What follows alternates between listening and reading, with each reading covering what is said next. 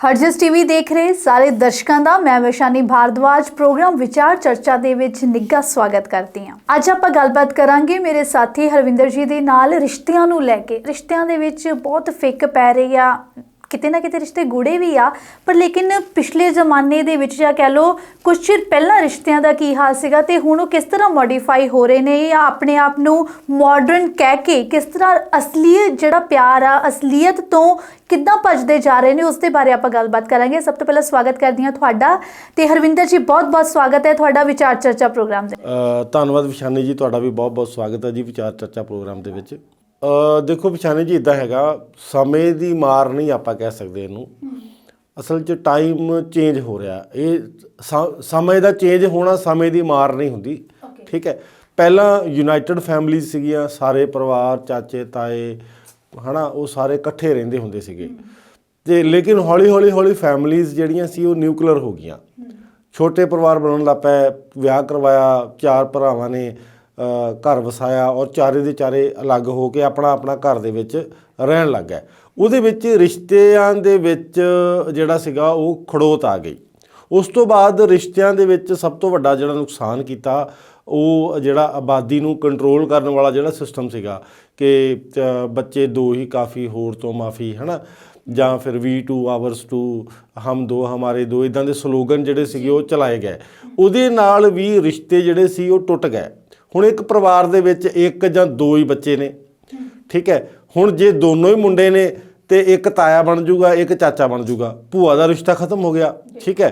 ਅਤੇ ਉਸ ਤੋਂ ਬਾਅਦ ਮਾਮਿਆਂ ਦਾ ਰਿਸ਼ਤਾ ਖਤਮ ਹੋ ਗਿਆ। ਦੇਖੋ ਉਹ ਚੀਜ਼ ਕਿੰਨੇ ਰਿਸ਼ਤੇ ਖਤਮ ਹੋ ਗਿਆ। ਪਹਿਲਾਂ ਪਰਿਵਾਰ ਦੇ ਵਿੱਚ ਇੱਕ ਹੀ, ਮਤਲਬ ਜਿੱਦਾਂ ਸਾਡੇ ਦਾਦਾ ਜੀ ਦੀ ਮੈਂ ਗੱਲ ਕਰਾਂ ਕਿ 10 ਜਾਣੇ ਸੀਗੇ, ਹੈ ਨਾ, ਅਤੇ 4 ਬ੍ਰਦਰ ਸੀਗੇ, 6 ਭੂਆ ਸੀਗੀਆਂ। ਹੁਣ ਸਾਡੇ ਕੋਲ ਨਾ ਚਾਚਿਆਂ ਤਾਇਆਂ ਦੀ ਕਮੀ ਸੀ ਅਤੇ ਨਾ ਭੂਆ ਦੀ ਕਮੀ ਸੀ, ਠੀਕ ਹੈ। ਭੂਆ ਦੇ ਗਾਹ ਜਿਹੜੇ ਨਿਆਣੇ ਸੀਗੇ ਉਹਨਾਂ 'ਚ ਮਾਸੀਆਂ ਦੀ ਕਮੀ ਨਹੀਂ ਆਈ, ਠੀਕ ਹੈ। ਇਹ ਚੀਜ਼, ਰਿਸ਼ਤੇ ਇਸ ਤਰੀਕੇ ਨਾਲ ਬਣਦੇ ਆ। ਰਿਸ਼ਤੇ ਤਾਂ ਹੀ ਬਣੂਗੇ ਜੇ ਰਿਸ਼ਤੇ ਬਣਾਉਣ ਵਾਸਤੇ ਸਾਡੇ ਕੋਲ ਮੌਜੂਦਾ ਜਿਹੜੇ ਉਹ ਪਰਿਵਾਰਕ ਮੈਂਬਰ ਵੀ ਹੋਣੇ ਚਾਹੀਦੇ ਆ। ਜੇ ਪਰਿਵਾਰ ਛੋਟੇ ਰੱਖ ਕੇ ਵੀ ਗੱਡੀ ਚੱਲਦੀ ਹੈ ਅਤੇ ਚਲਾਈ ਜਾ ਸਕਦੀ ਹੈ, ਲੇਕਿਨ ਉਹ ਪਰਿਵਾਰ ਜੇ ਨਿਊਕਲੀਅਰ ਹੋ ਜਾਂਦੇ ਆ ਫਿਰ ਵੀ ਰਿਸ਼ਤੇ ਖਤਮ ਹੋ ਜਾਂਦੇ ਆ। ਜੇ ਪਰਿਵਾਰ ਯੂਨਾਈਟਿਡ ਰਹਿਣ, ਇਕੱਠੇ ਰਹਿਣ, ਅਤੇ ਫਿਰ ਉਹ ਚੀਜ਼ ਚਲਾਉਣੀ ਹੋਰ ਸੌਖੀ ਹੋ ਜਾਂਦੀ ਆ। ਅਤੇ ਬੱਚੇ ਨੂੰ ਸਿੱਖਣਾ ਜਾਂ ਪਰਿਵਾਰ ਦੇ ਵਿੱਚ ਇਕੱਠੇ ਰਹਿਣਾ ਜਿਹੜਾ ਉਹ ਇੱਕ ਜਿਹੜਾ ਤਜਰਬਾ ਹੁੰਦਾ ਨਾ, ਉਹ ਤੁਸੀਂ ਨਿਊਕਲੀਅਰ ਫੈਮਿਲੀ ਦੇ ਵਿੱਚ ਨਹੀਂ ਲੈ ਸਕਦੇ। ਜਿਹੜਾ ਤਜਰਬਾ ਔਰ ਜਿਹੜਾ ਜ਼ਿੰਦਗੀ ਦਾ ਮਜ਼ਾ ਤੁਸੀਂ ਇੱਕ ਸਾਂਝੇ ਪਰਿਵਾਰ ਦੇ ਵਿੱਚ ਲੈ ਸਕਦੇ ਹੋ। ਹਰਵਿੰਦਰ ਜੀ, ਅੱਜ ਆਪਾਂ ਨਾ ਰਿਸ਼ਤਿਆਂ ਨੂੰ ਲੈ ਕੇ ਗੱਲਬਾਤ ਕਰਾਂਗੇ। ਜੇ ਆਪਾਂ ਕੁਛ ਚਿਰ ਪਹਿਲਾਂ ਚਲੇ ਜਾਈਏ, ਜਦੋਂ ਅਸੀਂ ਨਹੀਂ ਜੰਮੇ ਸੀਗੇ ਜਾਂ ਸਾਡੇ ਜੰਮਣ ਤੱਕ ਵੀ ਰਿਸ਼ਤੇ ਕਾਫੀ ਹੱਦ ਤੱਕ ਵਧੀਆ ਸੀਗੇ, ਜਿੱਦਾਂ ਹੁਣ ਅਸੀਂ ਵੱਡੇ ਹੋ ਰਹੇ ਉੱਦਾਂ ਰਿਸ਼ਤਿਆਂ ਤੋਂ ਕਿਤੇ ਨਾ ਮੋਹ ਘੱਟਦਾ ਪਿਆ ਆ।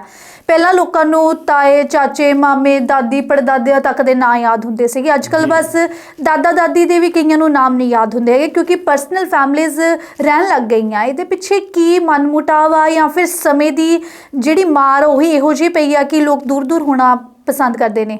ਬਹੁਤ ਘੱਟ ਮਿਲਦੇ ਨੇ ਵਿਸ਼ਾਨੀ ਜੀ। ਜੇ 4 ਬੱਚੇ ਤੁਹਾਨੂੰ ਸੁਣਨ ਨੂੰ ਮਿਲ ਜਾਣੇ ਵੀ ਕਿਸੇ ਫੈਮਿਲੀ ਦੇ 4 ਬੱਚੇ ਆ, 3 ਬੱਚਿਆਂ ਨੂੰ ਵੀ ਉਹ ਮੈਕਸੀਮਮ ਸਮਝਦੇ ਵੀ ਖਰਾ ਬਹੁਤ ਜ਼ਿਆਦਾ ਹੋ ਗਿਆ, ਹੈ ਨਾ, ਉਹ ਪਾਲਣੇ ਵੀ ਔਖੇ ਹੋਏ ਪਏ। ਵਿਸ਼ਾਨੀ ਜੀ, ਕਾਰਨ ਜਿਹੜਾ ਮੈਂ ਹੁਣੇ ਸਪਸ਼ਟ ਕਰਕੇ ਤੁਹਾਨੂੰ ਹਟਿਆ ਹੈਗਾ ਕਿ ਜਿਹੜਾ ਕਨਸੈਪਟ ਚੱਲਿਆ ਨਾ ਨਿਊਕਲੀਅਰ ਫੈਮਿਲੀ ਦਾ ਜਿਹੜਾ ਕਨਸੈਪਟ ਚੱਲਿਆ, ਉਹ ਬਜ਼ੁਰਗਾਂ ਵਾਸਤੇ ਠੀਕ ਨਹੀਂ ਰਿਹਾ। ਪੁਰਾਣੇ ਸਮੇਂ ਦੇ ਵਿੱਚ ਬਜ਼ੁਰਗ ਮਤਲਬ ਕਿ ਦਾਦਾ ਵੀ ਤੁਰਿਆ ਫਿਰਦਾ ਹੁੰਦਾ ਸੀ, ਉੱਥੇ ਹੀ ਪਿਆ ਹੁੰਦਾ ਸੀ, ਅਤੇ ਕਈ ਵਾਰ ਕਈਆਂ ਨੇ ਪੜਦਾਦਾ ਤੱਕ ਵੀ ਦੇਖਿਆ ਹੋਇਆ।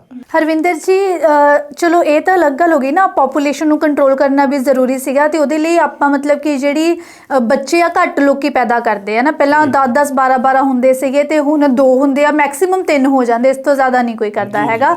ਪਰ ਲੇਕਿਨ ਬਹੁਤ ਘੱਟ ਮਿਲਦੇ ਜੀ, ਜੇ 4 ਬੱਚੇ ਤੁਹਾਨੂੰ ਸੁਣਨ ਨੂੰ ਮਿਲ ਜਾਣੇ ਵੀ ਕਿਸੇ ਫੈਮਿਲੀ ਦੇ 4 ਬਿਲਕੁਲ 3 ਬੱਚਿਆਂ ਨੂੰ ਵੀ ਉਹ ਮੈਕਸੀਮਮ ਸਮਝਦੇ ਵੀ ਖਰਾ ਬਹੁਤ ਜ਼ਿਆਦਾ ਹੋ ਗਿਆ, ਹੈ ਨਾ, ਪਾਲਣੇ ਵੀ ਔਖੇ ਹੋਏ ਪਏ। ਬਿਲਕੁਲ। ਪਰ ਹਰਵਿੰਦਰ ਜੀ, ਚਲੋ ਠੀਕ ਆ, ਇੱਥੇ ਤਾਂ ਰਿਸ਼ਤਿਆਂ ਦੀ ਜਿਹੜੀ ਕੀ ਕਹਿੰਦੇ ਹੁੰਦੇ ਆ ਕੜੀ, ਉਹ ਇੱਥੇ ਟੁੱਟ ਜਾਂਦੀ ਆ ਕਿਤੇ ਨਾ ਕਿਤੇ, ਹੈ ਨਾ। ਭੂਆ, ਮਾਸੀਆਂ, ਤਾਏ, ਚਾਚੇ ਜਾਂ ਕਿਸੇ ਵੀ ਰਿਸ਼ਤੇ ਨੂੰ ਜੇ ਆਪਾਂ ਲੈ ਲਈਏ, ਪਰ ਲੇਕਿਨ ਜਿਹੜੇ ਸਾਡੇ ਦਾਦਾ ਦਾਦੀ ਹੁੰਦੇ ਆ, ਲੋਕਾਂ ਨੂੰ ਮੈਂ ਅੱਜ ਕੱਲ੍ਹ ਦੇਖਿਆ ਉਹਨਾਂ ਨੂੰ ਜਾਂ ਤਾਂ ਘਰ ਅਲੱਗ ਬਣਾ ਦਿੰਦੇ ਆ, ਆਪ ਵੱਖ ਰਹਿੰਦੇ ਆ।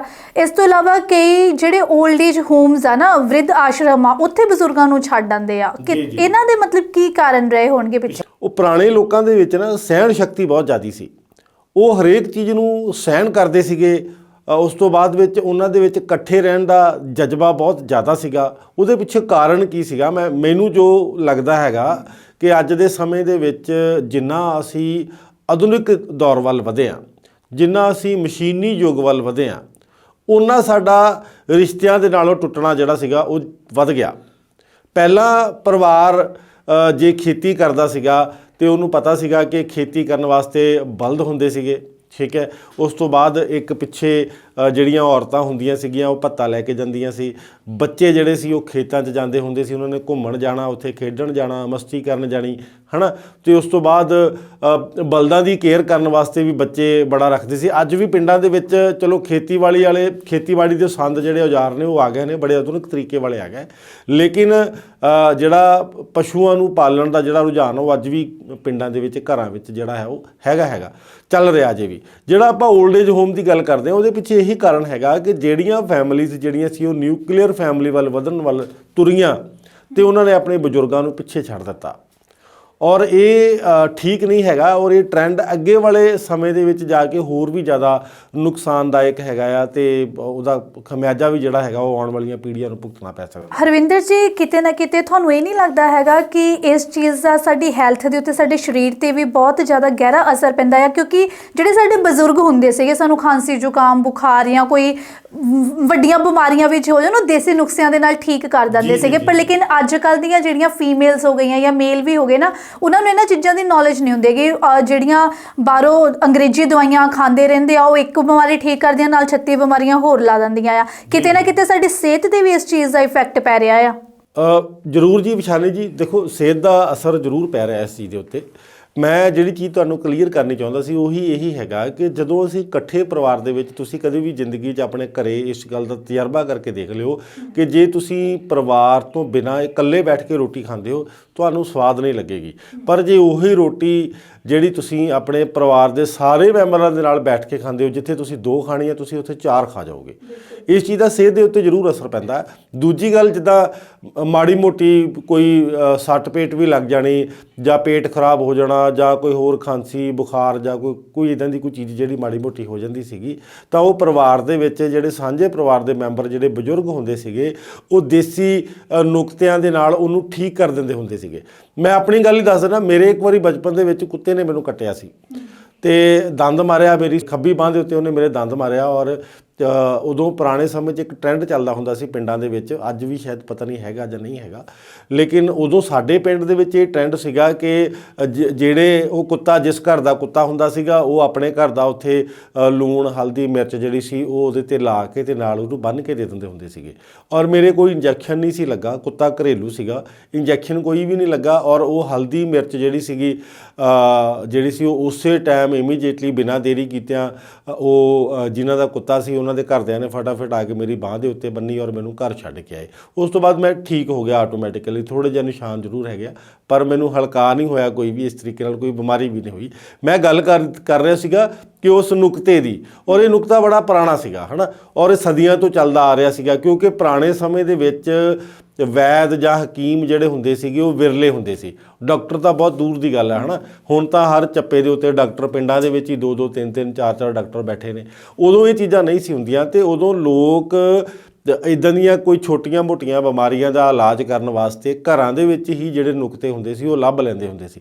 ਜਦੋਂ ਇਨਸਾਨ ਦਾ ਵਿਕਾਸ ਹੋਣਾ ਸ਼ੁਰੂ ਹੋਇਆ ਨਾ, ਉਦੋਂ ਵੀ ਕਿਹੜਾ ਵੈਦ ਹੁੰਦੇ ਸੀ ਜਾਂ ਹਕੀਮ ਹੁੰਦੇ ਸੀ। ਉਹਨਾਂ ਨੇ ਆਪਣੇ ਤਰੀਕੇ ਨਾਲ ਹੀ ਜੜੀ ਬੂਟੀਆਂ ਦੇ ਨਾਲ ਜ਼ਖਮਾਂ ਨੂੰ ਠੀਕ ਕਰਨਾ ਸ਼ੁਰੂ ਕੀਤਾ। ਉਸ ਜੇ ਬੁਖਾਰ ਚੜ੍ਹ ਜਾਣਾ ਉਹਨੂੰ ਠੀਕ ਕੀਤਾ, ਵੀ ਚਲੋ ਨਿੰਮ ਦੇ ਪਾਣੀ ਨਾਲ ਨਹਾ ਲਓ ਜਾਂ ਤੁਸੀਂ ਇੱਥੇ 'ਤੇ ਪੱਟੀਆਂ ਕਰੋ, ਬੁਖਾਰ ਠੀਕ ਹੋ ਜਾਏਗਾ, ਹੈ ਨਾ। ਇਸ ਤਰ੍ਹਾਂ ਦੀਆਂ ਚੀਜ਼ਾਂ ਉਹਨਾਂ ਨੇ ਵਰਤਣੀਆਂ ਸ਼ੁਰੂ ਕੀਤੀਆਂ। ਜੇ ਪੇਟ ਦਰਦ ਕਰਦਾ ਤਾਂ ਜਵੈਣ ਖਾ ਲਓ, ਨਿੰਬੂ ਦੇ ਨਾਲ ਖਾ ਲਓ ਜਾਂ ਪਿਆਜ਼ ਦੇ ਨਾਲ ਖਾ ਲਓ, ਕੁੱਟ ਕੇ ਖਾ ਲਓ।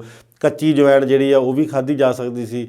ਤਾਂ ਇਹ ਚੀਜ਼ਾਂ ਜਿਹੜੀਆਂ ਇਹ ਆਮ ਜਿਹੇ ਨੁਸਖੇ ਹੈਗੇ ਆ ਜਿਹੜੇ ਪਿੰਡਾਂ ਦੇ ਵਿੱਚ ਉਦੋਂ ਸਿਆਣਿਆਂ ਵੱਲੋਂ ਆਪਣੇ ਬੱਚਿਆਂ ਨੂੰ ਸਮਝਾਏ ਜਾਂਦੇ ਸੀ ਔਰ ਕੀਤੇ ਜਾਂਦੇ ਸੀ। ਹੋਰ ਵੀ ਹੁੰਦਾ ਸੀ, ਸੱਟ ਲੱਗੀ ਦੇ ਉੱਤੇ ਕਹਾਵਤ ਇੱਕ ਚੱਲਦੀ ਆ ਪੰਜਾਬੀ ਦੇ ਉੱਤੇ, ਪੰਜਾਬੀ ਦੇ ਵਿੱਚ ਕਿ ਤੂੰ ਤਾਂ ਵੱਡੀ ਉਂਗਲੀ 'ਤੇ ਵੀ ਨਹੀਂ ਮੂਤਦਾ, ਹੈ ਨਾ।